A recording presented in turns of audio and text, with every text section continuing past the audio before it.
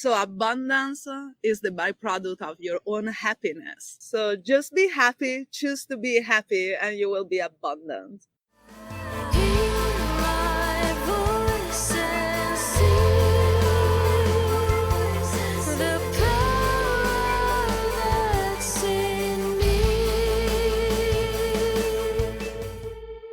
Voices of the Goddess. Welcome back to another episode of Voices of the Goddess, where brilliant women come to take a break from their successful and sometimes overwhelming lives to level up, live free, and create abundance. If your hectic life has you feeling a bit lost, if you're building your career, brand, or business, or if you simply want to get the most out of life, this podcast is for you. I'm your host, Julieta Wenzel, founder of Body and Soul PT and Soul Candy. And I'm your co-host, Graciela Laurent, professional portrait photographer specializing in boudoir and personal branding. Whether you're relaxing with a cup of coffee or running around town, we've got you. Whatever you're doing, thanks for bringing us along and sharing a laugh. Here comes the magic. Hi, everybody. Hello, runners. Hello, oversleepers. Hello, tea drinkers, coffee drinkers, cacao aficionados. I was gonna say, you gotta mention the cacao. You gotta mention the cacao. Absolutely. Last night, we had that awesome foodie event that we went to, and I got an opportunity to talk about cacao, and we were talking to a pharmacist, so I got to use all the big words related to it. I missed that part of the conversation. Did she know what you were talking about? Oh, yeah, for sure. I pulled up like theobromine and like all of these long names that I have to keep reading phonetically, like just like when I was a kid, right? Break it down into syllables. But it was really cool because from a clinical standpoint, she understood the message of cacao on such a different level, right? Like I always explain to people how it's, focus and creativity and energy. But she understood the chemical composition of it as a pharmacist. So she's a PhD, that was really cool. That was really neat. But what a cool event, right? Yeah. Well, so you're sitting with the pharmacist in front of you, and then you had a chef sitting on the other side of you. Like, I wondered, like, did the chef feel any like extra pressure because there was another chef like eating his food? But I thought, because I was in the middle, so I had the conversation on the left and I had the conversation on the right, but I was curious. I suspect you were getting a lot of the chef talk over there about absolutely the balances of the flavors and yada. That was really interesting. He's the gentleman sitting next to me is a private chef, and so it was kind of funny because he was talking about that the other day he made tacos, right? Because I was like, what do you make? Like, is it like, duck confit every day? Like, what happens when you have a private chef? And he's like, some days you make tacos, So as we're talking about like run of the mill tacos, we're being served this incredible food with like 10 layers of flavors that every time you take another bite, another bit of flavor comes out and you're like surprised. And at one point, I forgot what I said. It was something like, oh, that was that was so delightful. And then I looked at him and I go, oh, do I sound like a food snob? And he's like, it's just the right amount. That's what he said. He said it was just the right amount of food snobbery. I'm not going to lie. Like, it's been a while since I attended an actual foodie event, and it definitely made me miss the events because I almost never go out to eat anymore because restaurants bore the shit out of me. And I'm blaming the American palate out there, which wants their chicken nuggets and French fries. And I implore you all, like, give other food a chance. I will tell you, I don't think it's about the palate. I think it's about consumerism. I think it's about sales and money. And that's really the problem. Because if we could eat the depth and the breadth and the just full experience that we had last night, if we could eat like that at an everyday affordable rate, then sure, we could absolutely live like that, right? Like I saw, me and my TikToks, there was a TikTok the other day, and they said that, how other places are different, and someone said, what's missing in the American culture is the third space. So work is one space, home is another space, and third is like a public park or a community where everybody goes after work. So after work, if you can buy a beer or a wine and a croissant for $2, well, of course, after work, everybody gets together, and I think what they were talking somewhere in the Netherlands, I want to say, but that everybody gets together after work and the plaza is full of people, and even children are running around and playing till 8, 9 o'clock at night. Could you imagine our mental health as a country, how much better it would be if we had places to congregate, right? That were affordable, that were easy to walk to, that were built comfortably, our benches are as uncomfortable as possible. God forbid someone who's experiencing homelessness wants to lay down. We don't have the pricing of food to fit an everyday easy lifestyle. So that's why you end up with mac and cheese and chicken nuggets, because you can mass produce it for a couple of dollars. I'm going to stop before my TED Talk goes nuts, but you see what I'm saying? So I don't blame Americans. I blame a culture of consumerism run by big companies. Thank you for coming. Okay. But what I'm going to say is, like, I've talked to a lot of chefs, and they try and put more interesting food on the menu.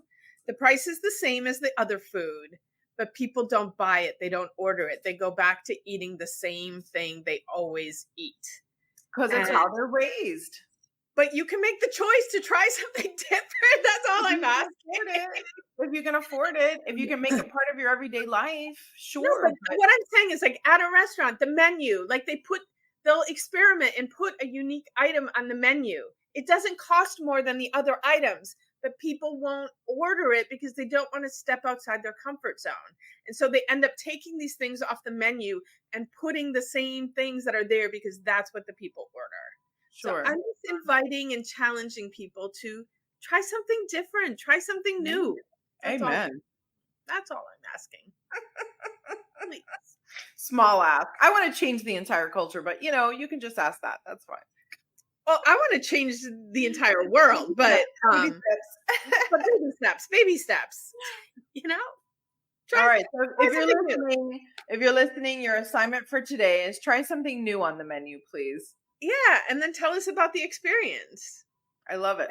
All right. Let's bring our guest could talk about all kinds of stuff that we're talking about here because she is Italian. But welcome to our stage, everyone, Miss Renata Tapia.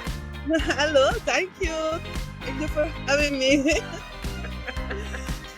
So I know who you are. Graciela a little bit knows who you are, but our audience doesn't know who you are. So please introduce yourself. Tell everybody a little bit who you are, what you do, and what keeps you passionate. So I'm Renata in my entirety. So I am a property manager, but I'm a yoga teacher, and I have a beautiful space. My mission in life is holding space for people, and I learned that really early. And I try to get better every time.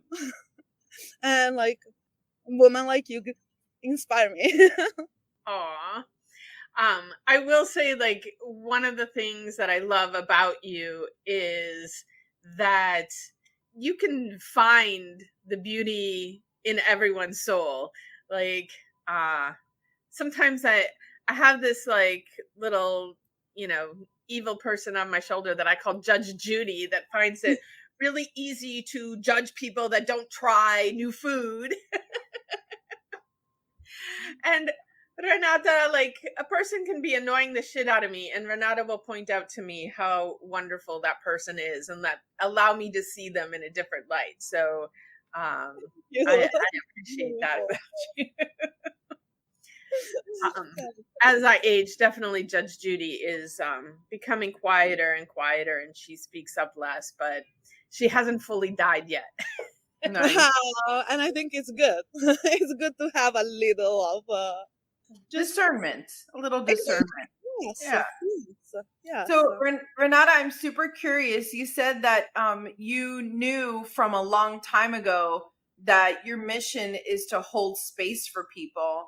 And I'm just curious of what your origin story is. Like, how did you know that that was your mission? What is your earliest memories of being in this way? Oh, wow. For sure, like my childhood helped me to do that. Having like parents that were going to split and try to keep them together. That one was like my first attempt. But then, like with time, actually, I create communities and group of friends. Every time that I just enter in a new adventure, that can be a new sport or classes, and I was trying to integrate all these new beautiful souls that I met with the old people that I think are beautiful, and that was my first big part. And every time that I change city and I move, uh, unfortunately, like I wasn't able to make this group survive in the way that I like. There was attachment in that. I learned that, and I'm trying to get better on it. But yes, and every time that I go back, these groups just reform, and we have a beautiful experience. So yes, these ones were like really early, between like 13 and 18, 19 years old. Wow. So when that first started coming up for you, what limiting belief did you have to let go of to really accept that? You know, particularly at such a young age. Like, what was that voice in your head? What was it, clear, or was it like, oh, what was your doubts, if anything? Oh, part there was it's not wasn't really conscious at the beginning. Just these things happen around me, and I was the callant of groups. When it happened really like on a conscious level, it was when I arrived to US and I didn't have any friends. Like language was difficult, communication Impossible. was difficult.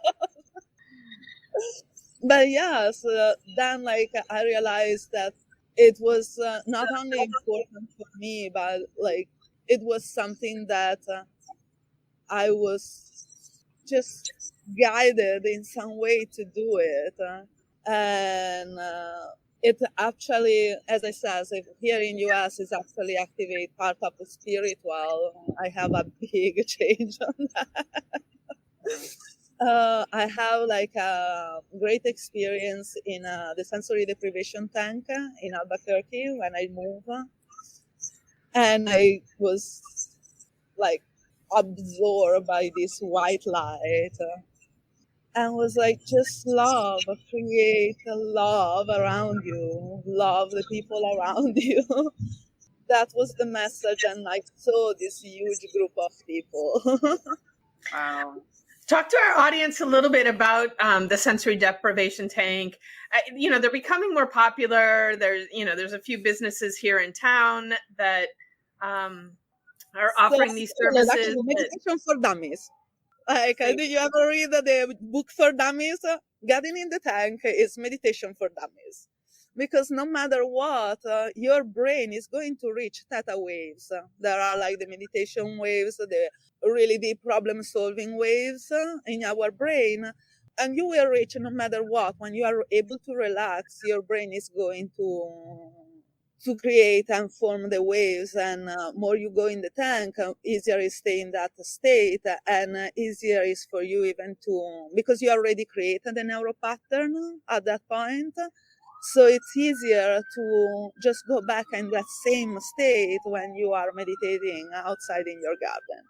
So yes, the tank, I call it meditation for dummies because before trying the tank, I didn't have idea what was the difference between meditation, the different stages of samadhi, or even visualization. Instead, the tank gave me like huge lessons and be able to recognize the different stages. The sensory deprivation tank, if the people don't know, it's a little swimming pool with warm water at the temperature of your skin, saturated with Epsom salt. The thing is like you flow naturally. There is 1 feet of water, so you cannot drown. And the fact that you have you don't have the gravity force, and you don't have the thermoregulation, and you don't have lights and nothing that can distract you is like a date with your mind. So And can be strange. I catch myself lying to myself. I've floated a number of times, and I really enjoy it. I don't float a lot because my purple hair does not like the salt water. But I've talked to a number of people who've, they've gone in once and they've hated it and they never go back. Like, do you have any advice for that? I feel like At least 3-5 times. 3 to 5 Try times. at least 3-5 times. Because unfortunately, like, you got to be aware and comfortable with the environment. I'm not a fish, so I wasn't comfortable even to stay in water. And so be able to relax your neck, be able to be in that stage require time. And even if you don't get to theta wave immediately, like second time, the third time, for me, it happened the third time, and then I was hooked. That's really great that you shared that, because I'm definitely one of those people that I went one time and I was like, meh, like it was on like almost too stimulating for me. And I know it's a sensory deprivation tank, but I was just like, it was just too, I don't know. There was something about it that I was like, meh, wasn't my thing. But maybe I need to give it 3 to 5 times before because from my point of view, it's scary. It's Yeah. scary. You are closer in this thing, and then what you do. But Yeah. it's when you finally can really relax, like practically you don't feel the water. At one point, it's like you are in a portal, and like the water disappear, and you are floating in space like a bubble. There is no body anymore. Yeah, everything. So yeah, try at least 3-5 times. Yeah, When it happening I will have magical. to It's try it magical. again. I will have to try it again.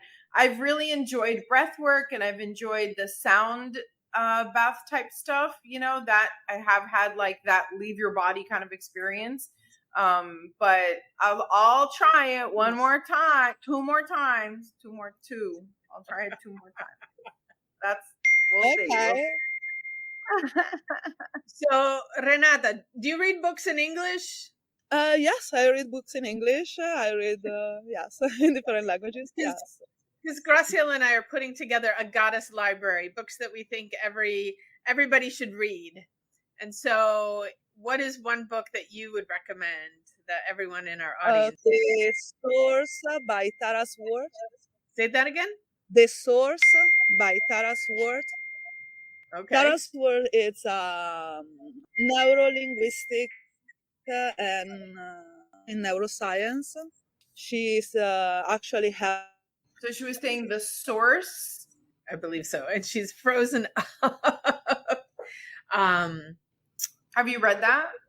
I am not familiar with that book, that's what I love this every time. Like we, occasionally talk about stopping asking our guests these questions because we think everybody's going to start sharing books that have already been shared. And then people just keep bringing up new books. I think I'm going to be reading like indefinitely. Like I could read 24/7 and not get through all the books I want to read. Yeah, there's a name for the concept that you own more books than you're physically able to read in a lifetime, but like that it's okay. I forget what the name for that is, but yeah, that's really interesting. I found the description of it. Let me go ahead and just read a little bit. Let's see. Renata, you there? So it's there she goes. I was just going to read a little bit of what the source is. It says, a neuroscientist and a senior lecturer at MIT reveals, same person. She's a neuroscientist and a senior lecturer at MIT, reveals the surprising science that supports the law of attraction as an effective tool for self-discovery and offers a guide to discovering your authentic self to access your best life now. Wow. That sounds like the theme of our podcast here. Perfect book. a beautiful book, and it's a great teacher. I'm on Amazon. Look at me. I'm on Amazon right now. I'm hitting purchase now.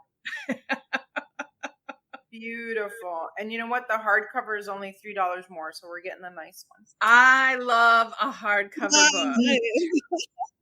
You know, it feels more magical when the book is hardcover for some reason.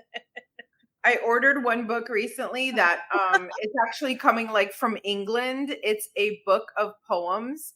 I don't know if you've heard Helena Bonham Carter. I know we're going off track, but Helena Bonham Carter, she will read poetry, and when I tell you that she like proclaims it, like she brings that actress just way of speaking to it. It is absolutely gorgeous. And so I saw her reading out of this book, and I'm like, I have to have it. I have to have it. Which we still have to take our field trip to that bookstore that we were talking about. I want to go to it's so called, yes, say that again. So it's a beautiful book. I'm taking my phone. It sounds like the kind of book that you can maybe read a few times. Yeah. The joys of internet connection. Sometimes it's awesome, and sometimes it has a mind of its own.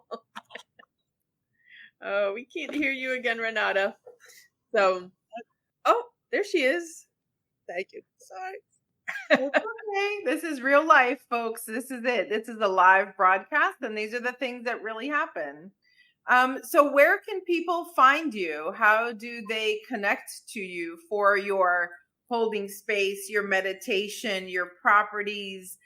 Julietta, what was the name of her company again? It was so beautiful. Something about the Floating Peacock. The Floating Peacock. Is that like Floating Peacock? Is that what that is? Wow. I don't know if she's not hearing us.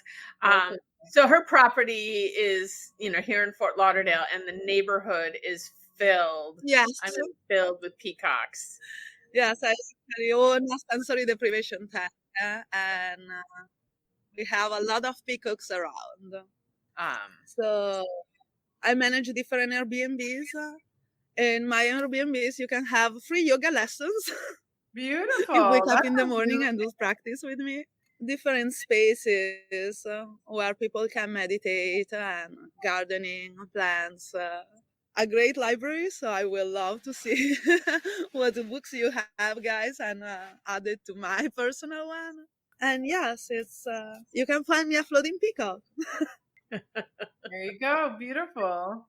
So I had mentioned to Graciela this weekend that you and I had spoken, Renata, about the possibility of doing one of our retreats at your property, because it's really magical, special, a good place for raising vibration.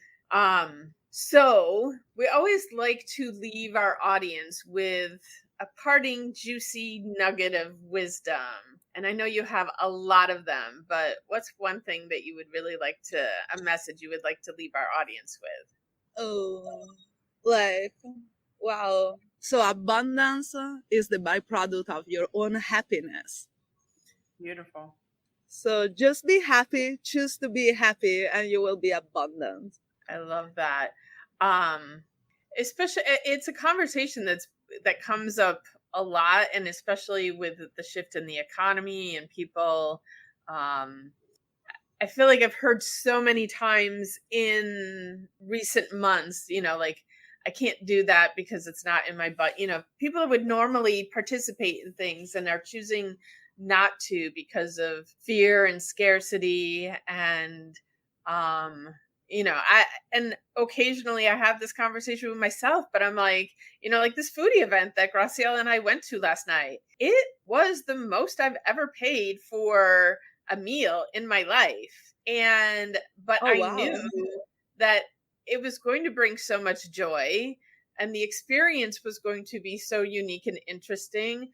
I was like, I'm not letting my scarcity mentality deprive me of this experience. And I'm like, the joy that it will bring me will manifest more abundance in my life. And so I love the joy it brought me. Yes, thank you.